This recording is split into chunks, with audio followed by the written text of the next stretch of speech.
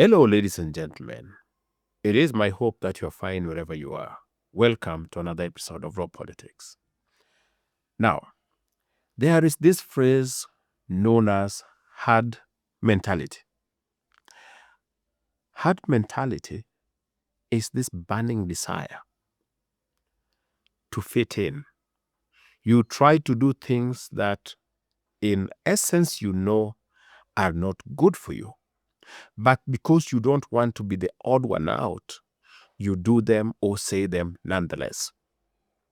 The problem with herd mentality is that it reduces you to a desire to fit in and denies you the ability to express yourself freely. And that is, unfortunately, how the world works. People will do whatever it takes to fit in. It doesn't matter what subject it is. People will try to side with the majority. Even when somebody goes to a shop and they see that they are the only people going to that shop, they would go and find another shop which has more customers. That is how human beings operate. They believe that company or numbers suggest something is true or endorses it. To the point that there is also a common phrase that the voice of the majority is the voice of God, to suggest that what majority of the people supports or agrees with is true and should not be challenged. But ladies and gentlemen, that is not how truth works. Truth is truth, whether people reject it or accept it. It remains the truth. And in most cases, people would rather embrace a sweet lie than take the ugly truth. And this particular topic is the best example of how herd mentality works. Nothing explains the herd mentality than the so-called Gen Z movement in Kenya. You see, when it comes to the so-called Gen Zs, we have only two categories of Kenyans.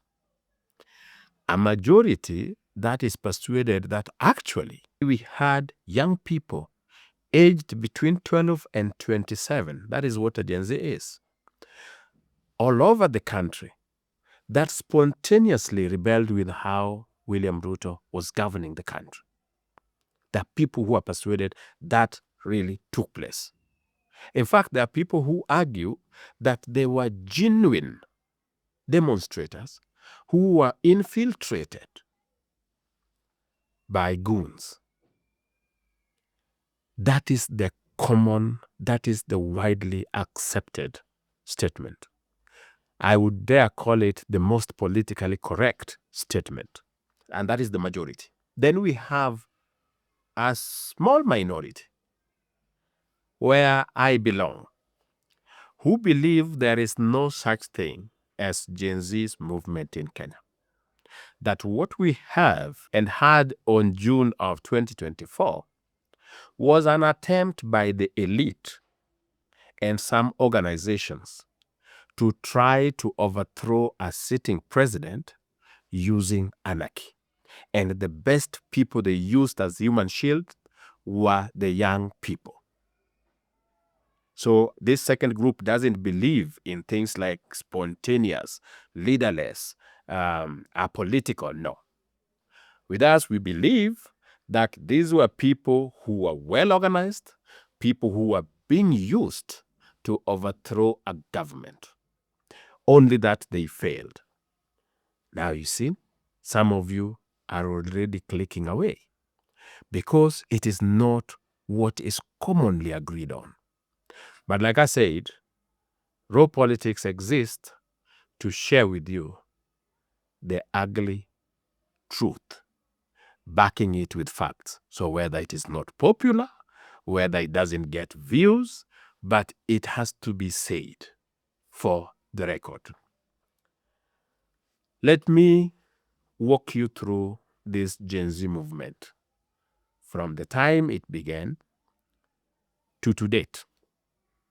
Now, I won't bore you with every detail. I'll just share with you specific pointers that painted a very organized group that had a leader and that was against President Ruto as an individual, not against how the government was running. If that is something you can watch, continue watching. And if you do find value from our videos, like this video and share it with your friends. Otherwise, consider subscribing so that you are notified whenever we produce videos of this nature. Like I said, ladies and gentlemen, I will walk you through how the so-called Gen Z movement came up, but I'll just be pointing specific areas that painted, that betrayed the so-called spontaneous thing. Let's begin with a meeting in Limuru, the so-called Limuru 3. The beauty with today's analysis is that even if I don't share the clips here, in your free time, you can go online and find a full video of the Limuru 3 event. In that Limuru 3, ladies and gentlemen, you will find where they're asking Kikuyu parents. I am not making this up. It is there. Where they're asking Kikuyu parents openly that when your son will ask you for fare to go to Nairobi, give them. Those were months before the Gen Zs went to the street. You are already told as a Kikuyu parent that we will ask your sons to join us in Nairobi to bring change, meaning remove Ruto from power. Let's say that was far-fetched. And these people were spontaneous. And whatever happened in the country is something like no other, as people would want you to believe. Go to the next step. There were demos today. The following day, the second day of the demo, all the leading media stations on their screens ran with one script: the first ever Gen Z revolution in Africa. Let me ask you, those who are in the media, what do you think is the probability of 3 media houses running the same script if they were not given a press kit? How? It showed that the so-called Gen Z movement that was leaderless, that was spontaneous, already had a PR team, which leads you to a simple question: who was writing the check? You can't have a PR team without somebody paying for it. But then you'll be like, oh no, those are just coincidences. The 3 media houses just decided to cover this historic thing. Okay, let's move on. What did these people go to the street to protest? They went to the street to protest the finance bill. Remember, the things they raised in that particular finance bill had already been removed by Parliament. In fact, by the time they were going to the streets, everything that they complained about in that particular finance bill had been withdrawn. Yet they still went to the street, burnt Parliament, vandalized judiciary, and looted Nairobi dry, threatening to go to State House to remove William Ruto. So if the finance bill was wrong, okay, finance bill was wrong, and you singled out areas that you demanded to be corrected, and those areas were corrected, why else would you be on the street? Let's also argue they removed those things too late when there was no reverse gear. So the so-called Gen Zs had to be on the street. Okay, fine. Let's move on. And like I told you, there are those who believe that these were genuine people on the street demanding accountability. I am telling you here, these were organized people going to the street and using anarchy in a desperate attempt to overthrow a sitting president. And I have told you, it is not hidden. It is not a secret. These people were urged months ago, before they went to the street, by their own tribesmen and women at Limuru, that we will be asking you to give us your boys. Send them to Nairobi so that we can remove Ruto. Now, let's say that was taken out of context. I have told you, media houses in Kenya, the three main media houses, ran with one script, the first ever Gen Z revolution in Africa. I have asked you here, some of you who are journalists, is it possible? Is it near normal for media houses, three of them, the main ones, to run the same script if there was no prior press kit given to them? Let's say that is a coincidence. I'm telling you here that these people raised concerns with the finance bill. They said they were rejecting the finance bill because it contained 1, 2, 3, 4. The things they said they didn't like were all withdrawn. All withdrawn. In fact, the president and parliamentary team had to say that by withdrawing those things, they were already losing 170-something billion. So they had to now rework on their budget. But they removed them nonetheless. Yet these people still went to the street. Let's say the finance bill still had issues, some of them that they realized later, and they had to go to the street. Okay. What was their demand then? Their demand was that William Ruto has to withdraw the finance bill. That had been passed. So when William Ruto withdrew the finance bill, did they stop going to the street? They went to the street again. And this time they said they wanted William Ruto to do the following. One, abolish the position of CAS, that is CAS. They had been appointed already. Abolish that. Office of the First Lady, abolish that. Any money that is said to renovate State House, whatever, everything, abolish it. William Ruto did all that, abolished them. Then, did they stop going to the street? They still went to the street. They demanded now that William Ruto had to dissolve his cabinet. And the president dissolved the cabinet. And after dissolving the cabinet, the president did something that was not expected. He said, "It seems you have ideas on how you want this country to be run. Let us have a conversation. Can we talk?" These people said, "No, we are leaderless. We are not political. We are so many things, so we cannot meet you." William Ruto then said, "Okay, fine. Let us meet on your favorite platform, that is X." So he attended a space. It's like a live, an X live. The so-called Gen Zs spent that entire time insulting the president. None of them suggested ways they would want things done. It was all insult, and then insulting and canceling the person who hosted the president, who was one of them. They have an idea of how best the country can be run. You ask them, "Can we sit down and you share your ideas publicly?" They're like, "We can't. We are spontaneous. We don't have leadership, so you cannot meet us. You can't convene us." Then the president is like, "Okay, fine, but you usually do spaces and you mobilize through those. So let us talk there." When the president goes there, he braves a lot of insult. He's insulted, he's called names. He was there. He spoke with them. And all they could do was to insult him. So the president realized that the people he was dealing with didn't have genuine concerns. All they wanted was Ruto out of office. And if you think that was far-fetched, the next thing after the president did everything they wanted was not, "This is how we want the country governed." No, we want President Ruto out. The funniest part of all is that they didn't say they wanted Rigathi out. No. In fact, Rigathi was cheering them. Who was the principal assistant to William Ruto?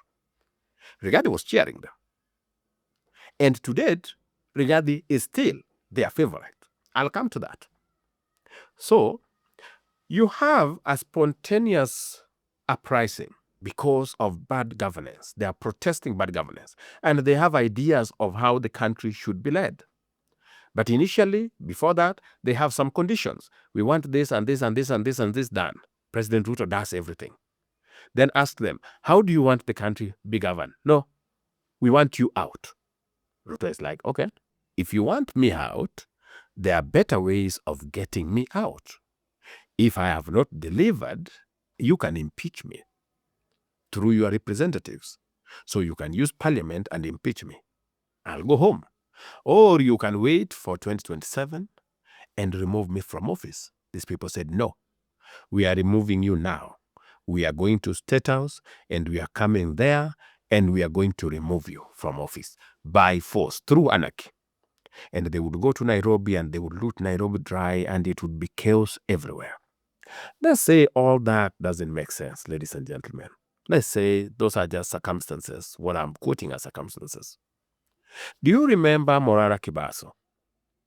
When Morara Kibaso would go to stalled projects, whether they were stalled in 1910, Morara Kibaso would blame Ruto for them. He was so popular among the so-called Gen Zs that they decided to declare him their presidential candidate. And guess who gave him a shoulder to lean on? Rigathi and his team. In fact, Morara Kibaso was now one of the members of the United Opposition. These are political Gen Zs. The Gen Zs who do not support the old guards, the Gen Zs who wanted change, didn't complain when Morara Kibaso hung out with the likes of Kalonzo, the likes of Rigathi. No, they didn't. Not even a single complaint. They didn't call him a traitor. No. Remember, they are the new generation. They don't want these politicians who have been messing this country, including Kalonzos and Rigathis of this world. But when their candidate, Morara Kibaso, young person, is associating with Rigathi, is very okay. What happened the day Morara Kibaso started criticizing Rigathi Gachagua? That is the day the so-called Gen Zs went and called Morara Kibaso a conman and rejected him. They bullied him to the point that the young man abandoned politics. Yes, the same people who are supposed to change this country. If you touch Rigathi Gachagua, you lose them immediately. Now, you have a spontaneous group, but one that has loyalty to Ruto's former DP. That if you oppose that former DP, this group abandons you. And if you still think, saying there were majority Kikuyus is now being tribal, is trying to profile the Kikuyu community, when they did their anniversary, the whole country saw where they were coming from. It was so bad that they started trending that we are all Kikuyus. That is how bad it was. Everybody saw where the majority of these so-called Gen Zs were coming from. And they didn't hide where they were coming from. They were recording themselves walking in their thousands from Kiambu. So there is nothing wrong. I always repeat on this channel, there is nothing wrong with Kikuyus uprising against William Ruto. That is the cost of democracy. However, painting it as if it is a spontaneous rebellion from every young Kenya is where I draw the line, and I say that is a big lie. The so-called Gen Z movement in Kenya is a big lie. It is just a youth wing of the Rigathi-led opposition.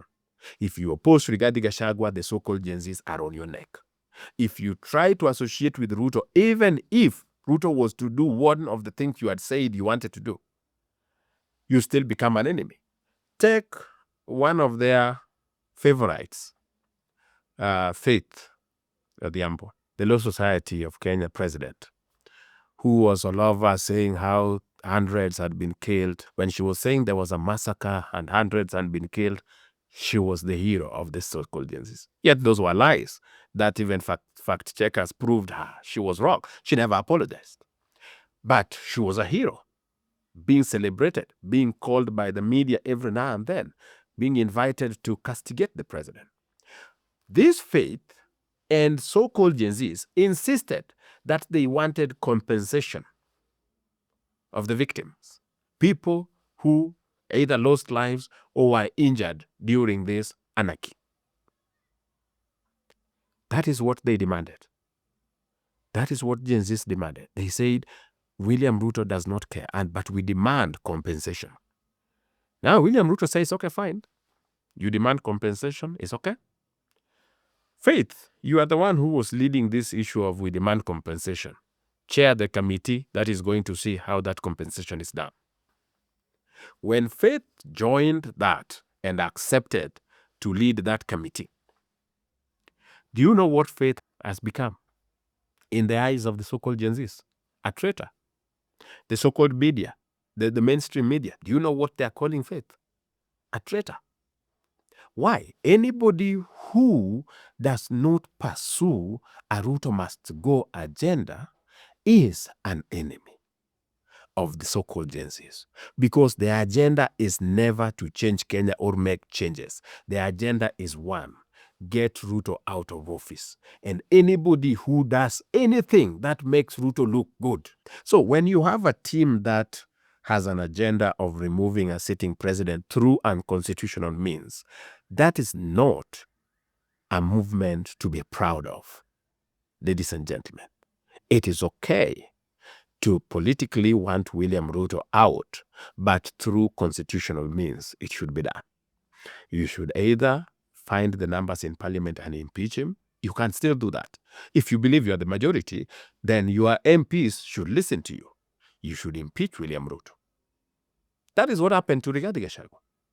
He was not pulled out of office and kicked. No, he was impeached. That is legal.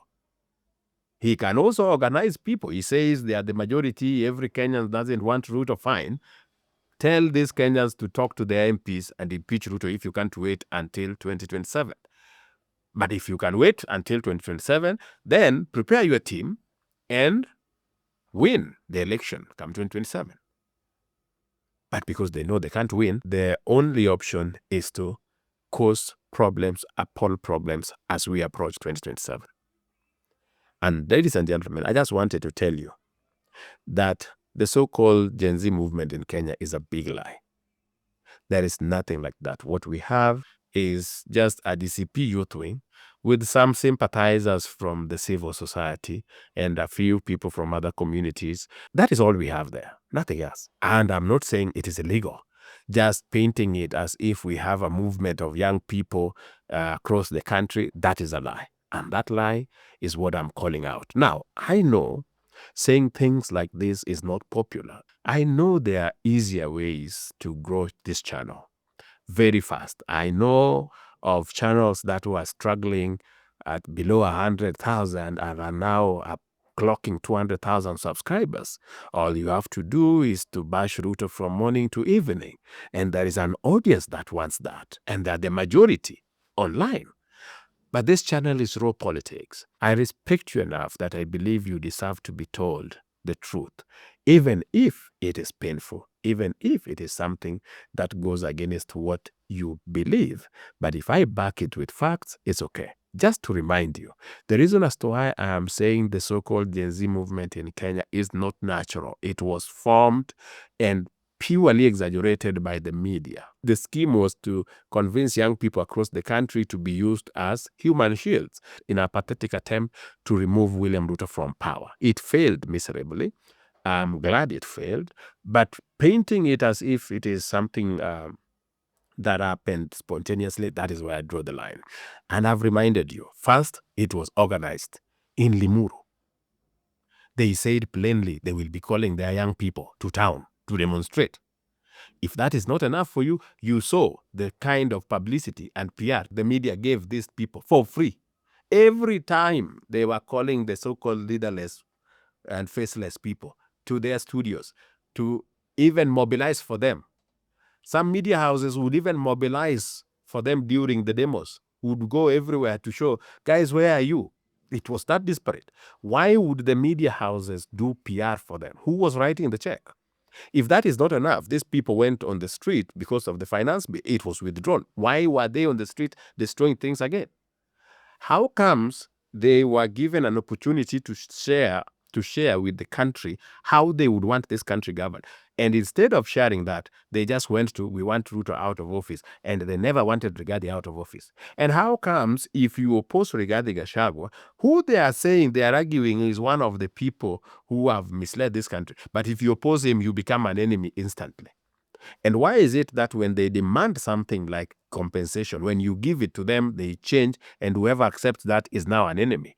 This is a team that has one goal: remove Ruto from power through any means. Nothing bad with that, but they cannot masquerade as if it is a legitimate group of young people who have genuine concerns about how this country should be governed. That is something that we have to call out, and I have to tell you the truth is the truth. There is nothing like a Gen Z movement in Kenya. I hope you found value in this video, ladies and gentlemen. If you did, let me know in the comment section.